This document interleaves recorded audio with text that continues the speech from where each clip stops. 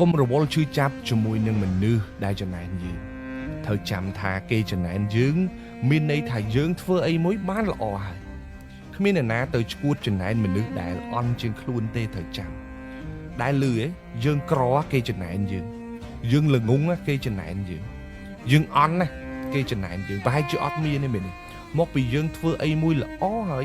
បានជាគេចំណែនយើងអានឹងជារឿងពិតមួយនៅក្នុងសង្គមរស់នៅដែលយើងត្រូវតែរៀនសូត្រពីវា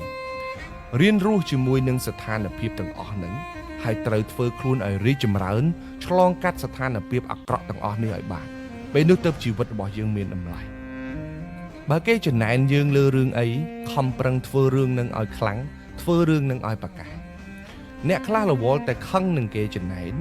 រវល់តែអន់ចិត្តជាមួយនឹងគេចំណែនពេលខ្លះភ្លេចឲ្យតម្លៃខ្លួនឯងភ្លេចប្រឹងទៅលើអ្វីដែលខ្លួនឯងកំពុងតែធ្វើបានល្អអ្នកត្រូវចាំថានៅពេលដែលគេចំណែនយើងមានន័យថាយើងកំពុងតែធ្វើរឿងអីមួយបានល្អហើយ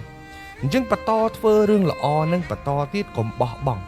បើអ្នកទាំងអស់គ្នាចង់ឲ្យសម្លេងដែលអ្នកដតីរំខានយើងហ្នឹង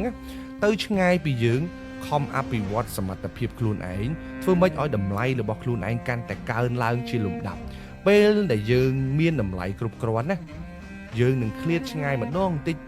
តិចចេញពីក្រុមមនុស្សទាំងអស់ហ្នឹងចង់ឈ្នះមនុស្សដែលមានចិត្តចំណែនស្ងៀមស្ងាត់រក្សាគម្លាតយកឈ្នះមនុស្សចំណែនបានត្រូវតែរក្សាគម្លាតនិងរក្សាភាពស្ងៀមស្ងាត់មនុស្សដែលចំណែនយើងគេចង់ដឹងចង់ឮពីរឿងយើងច្រើនមែនទេដើម្បីសុវត្ថិភាពផ្លូវអារម្មណ៍របស់យើងរឿងផ្ទាល់ខ្លួនបង្ហាញកាន់តែតិចកាន់តែល្អឲ្យគេដឹងឮពីជីវិតរបស់យើងកាន់